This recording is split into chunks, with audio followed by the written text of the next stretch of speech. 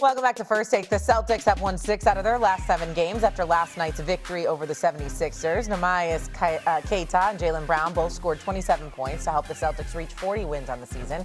The C's came away with a 16-point win. Celtics now sit in the 2 spot. They're 5.5 games behind the Pistons. Are they a real threat in the East, Vince? Yeah, they're a real threat in the East, Shay. Like, Jason Tatum is on his way back. He may be back in the next couple of weeks. Jaylen Brown is an MVP candidate.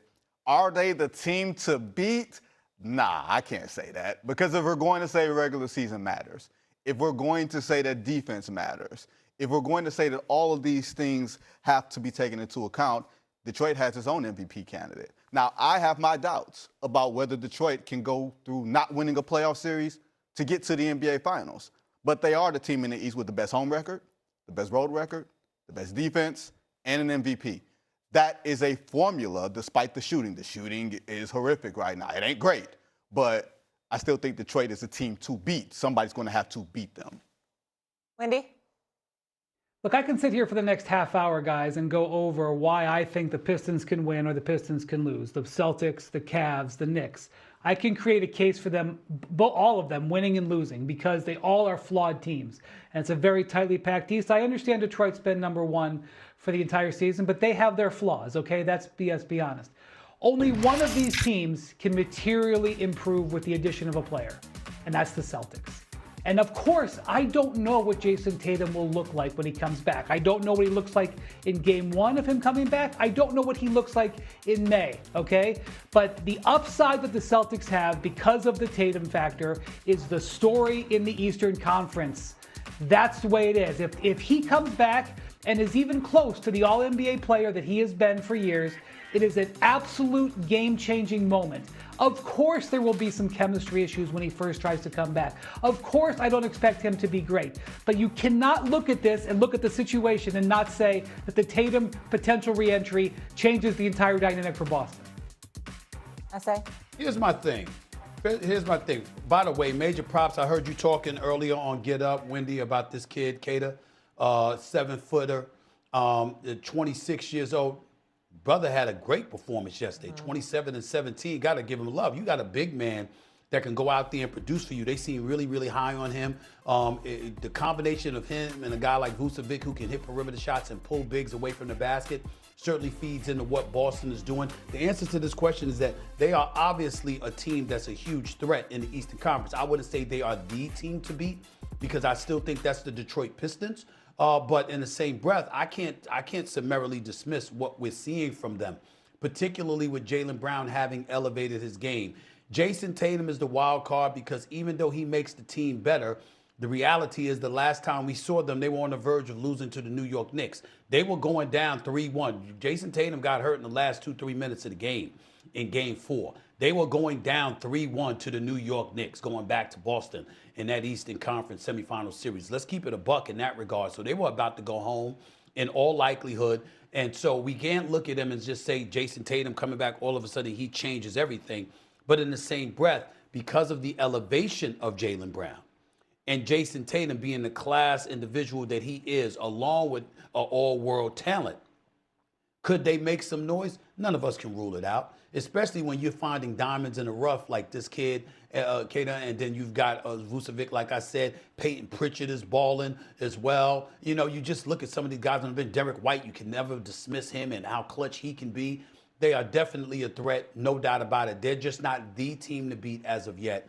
That has to be the Detroit Pistons with what we've seen from Detroit. But Boston is a better shooting team, I can tell you that much. Everybody can. But they've lost to Detroit 3 out of 4 times this year.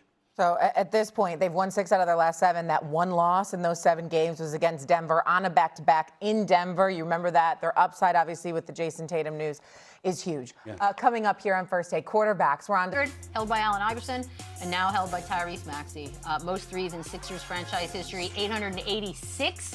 I got to say, like, some teams and some players have a little more weight than others. So, Lou, breaking a record in Philly that was Allen Iverson. Yeah, it's different. Listen, Philadelphia is a town. They're either going to love you or they're going to hate you. It's no gray area. Like that. Tyrese Maxey will be revered in the city of Philadelphia for years and years to come with what he's been able to do so young and early in his career and the impact that he's had on winning and the community in Philadelphia as a whole. And anytime you go out and get an Allen Iverson record, that's a cherry on top. This just shows you how much the game has changed and evolved, right? Like, Allen Iverson was never known as a three-point shooter. He was a mid-range guy, so this leaves the door open for Tyrese Maxey in this new day and age of play to go out and get a record so early in his career. But listen, how he's been embraced, how he's been loved so far, it reminds me of an Allen Iverson. It reminds me somewhat of my experience in Philadelphia.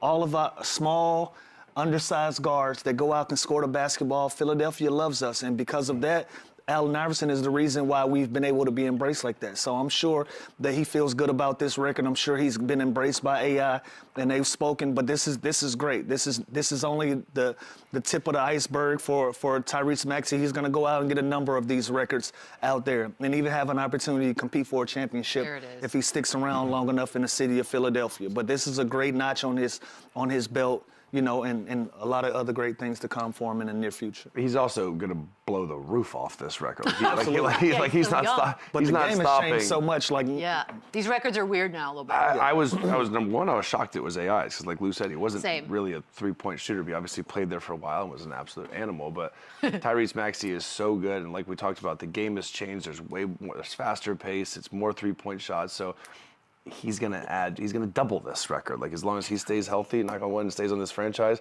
which I can't imagine him. I don't ever want to him leaving. Yeah. It's unbelievable, and again, just any record of Allen Iverson's that you pass, that's awesome. That's a cool list to be on.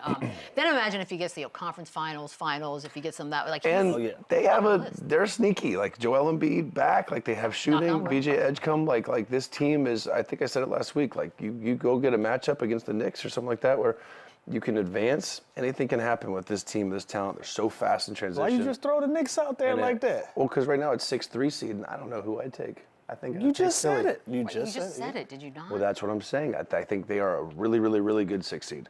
I think the health thing is big. We also had another record. Knipple. Man, he did this quick. Knipple, the rookie record for 59 three-pointers. games is crazy. 59 games, y'all. What does this mean? Tell somebody who doesn't know. Somebody need to run him off the line. I mean, yeah, what does it mean? Make him dribble? Well, there it is. Run him off the line, sidestep you, cash me out. How about that? Cash me outside? Cash me outside. No, listen, this kid is an absolute sniper. We hear all the talks how he's going to be one of the greats already, and there's still 20-something games left. So this kid is an absolute shooter. He can do it all. He can come off screens, off the dribble, catch and shoot. He's damn near shooting 45% from the three-point line, and this team is fun. This is another team with a lot of young talent that are starting to figure out. They're creating a culture there, and between him, LaMelo Ball, Brandon Miller, these guys all can shoot the ball. Shout out to Brandon Miller, too. Have an unreal year. Lights out right now. This kid's different. He's going to be around for a long time shooting that pill.